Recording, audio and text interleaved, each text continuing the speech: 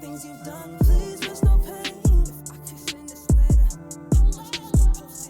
it's the coldest weather. Hello, everyone. My name is Arieta Ward, and I want to say a special thanks to Friends of Noise and also to Jack London Review for having us here. I'm going to be singing My Reality. Let me hear a drum play.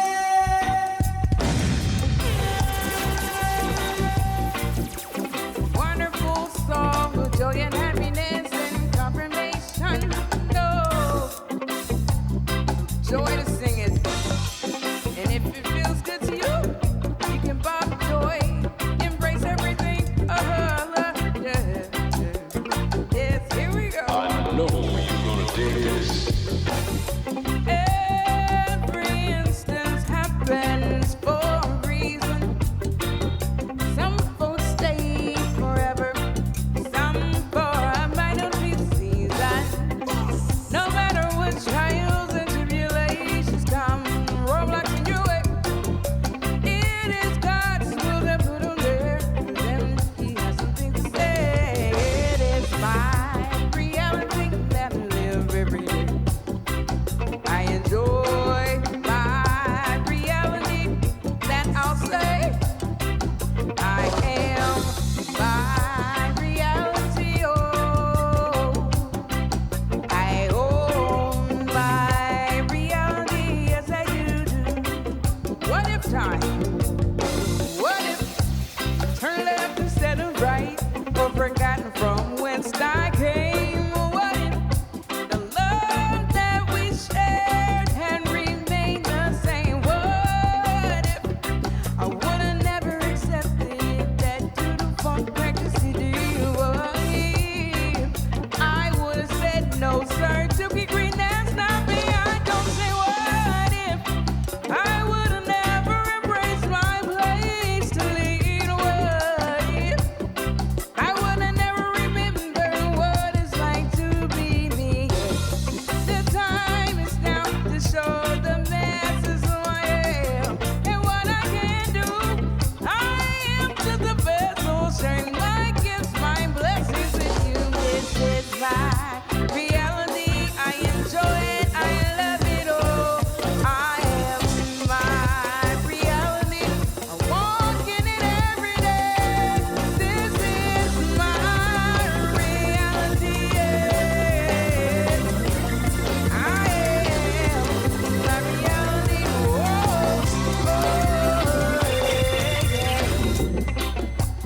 This is my mind. I live my reality. Yes. I'm gonna share my mantra. Yes, yes, yes. As your dreams manifest themselves as your reality, you shall understand and realize that it is meant to be. Yes. As your dreams manifest themselves as your reality, you shall understand and realize that it's meant to be.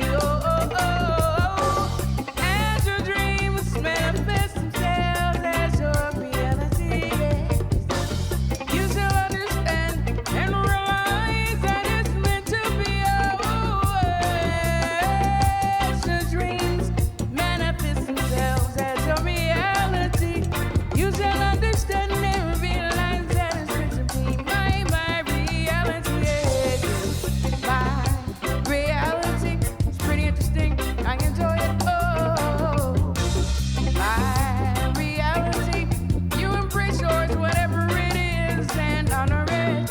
My reality. I'm gonna go away. My reality. Yes. Thank you.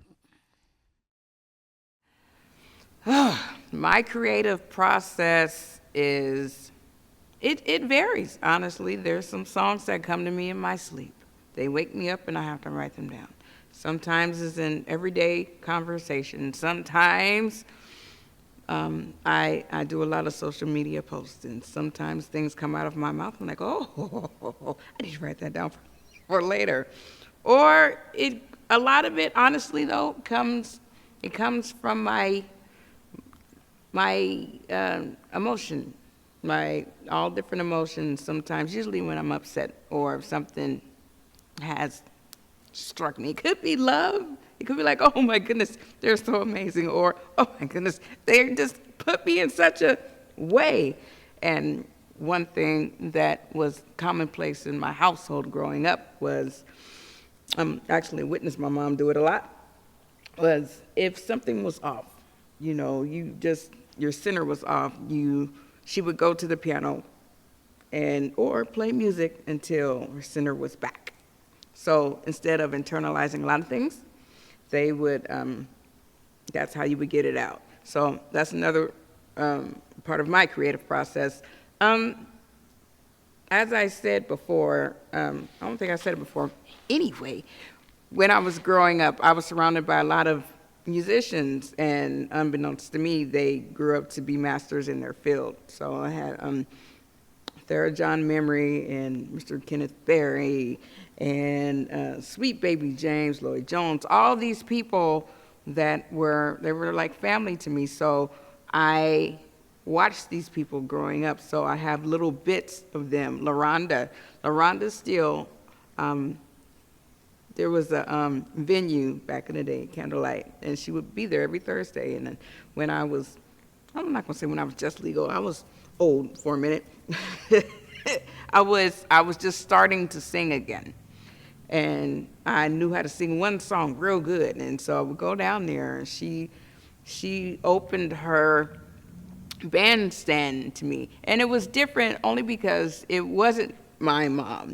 When you're with your mother or someone that you hold in the highest regard, you act a certain way. You walk with respect all the time. Not saying I don't do that with LaRonda, but it was a different environment, so I was able to grow. So witnessing like Linda Hornbuckle and Paul DeLay, all these people, when I witnessed all this, I took a little bit, Andy Stokes, all these people. So they all shaped me, and they were all here. They were local here in Portland. You know what I mean? So I can say Ella Fitzgerald and Sarah Vaughan and Duke Ellington, which of course for me, that was normalcy in my house, Stevie Wonder. But the people that surrounded me when I was younger, here in Portland, Oregon, they helped shape me into who I am. And Tony Ozier. Can't forget Tony Ozier. He's the reason why I sing. And my sister, Napasaria. She's one of my biggest heroes and mentors, even though she's younger than me. Hi, my name is Isabeau Waia'u Walker, and thank you to Friends of Noise TV and Polaris Hall for hosting this. It's been a really long time since we've been able to gather in this way and share music from a stage, so I'm very grateful. I'm a singer-songwriter originally from Waia'u, Maui, and I'm up here in the Pacific Northwest doing music full-time. This song is called Ordinary Days.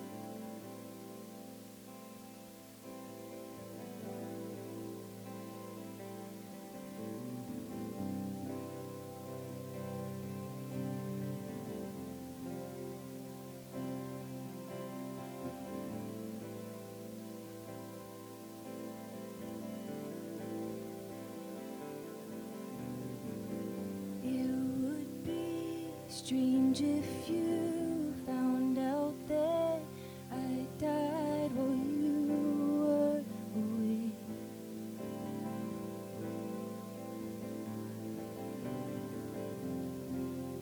Sad things happen on my ordinary days.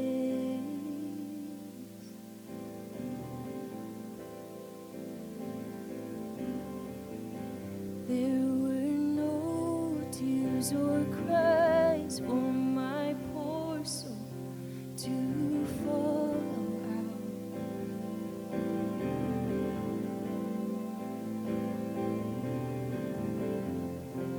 But sad things happen on my ordinary days.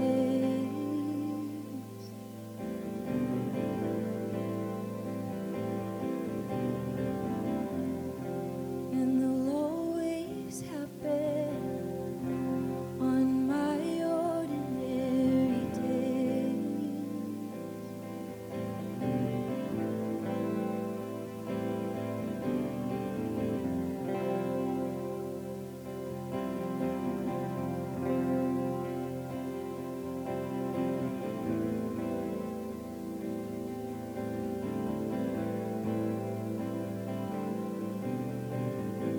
You know I planned for the worst. It's just a shot in the foot.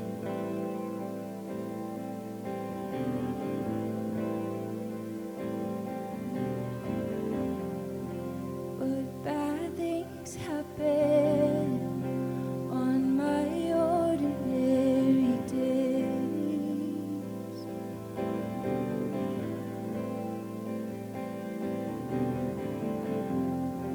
And they'll always happen on my ordinary days.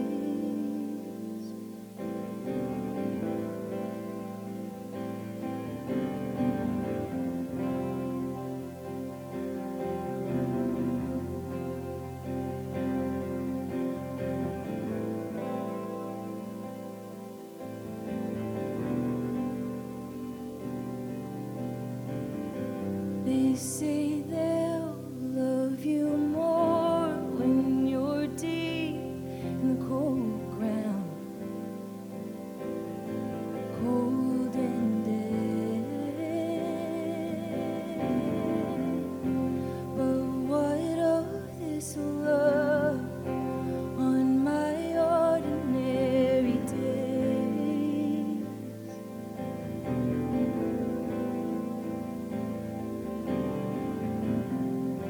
Give me some of that love on my ordinary days.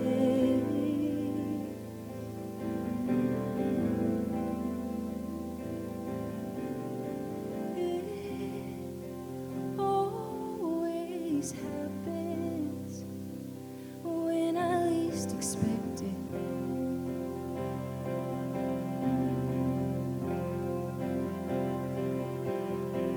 It always happens when I least expect it.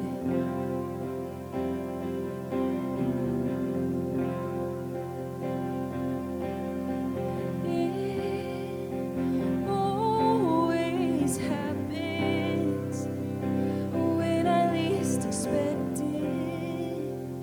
And I don't expect it to change, yeah, yeah.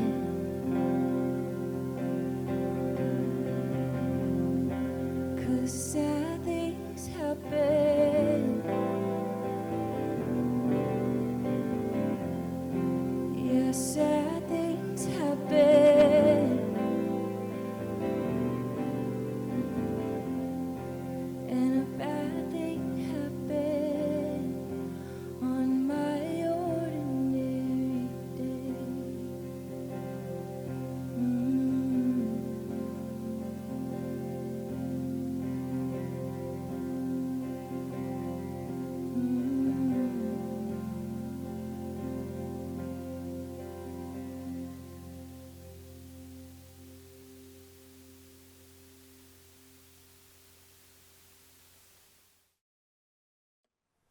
I originally met Andre from Friends of Noise through mutual aid here in Portland.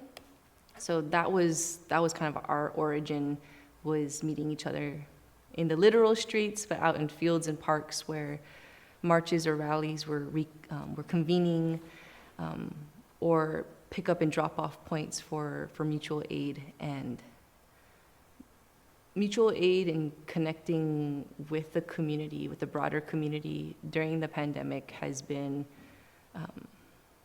it has been taxing, and there's been a lot of energy that it's demanded of all the people who are involved, both physical and emotional and spiritual and financial. All of that has been, it's taken its cost, and it has, I'll speak for myself, it's fed me quite a bit. And I've always known that music for me is not the end all.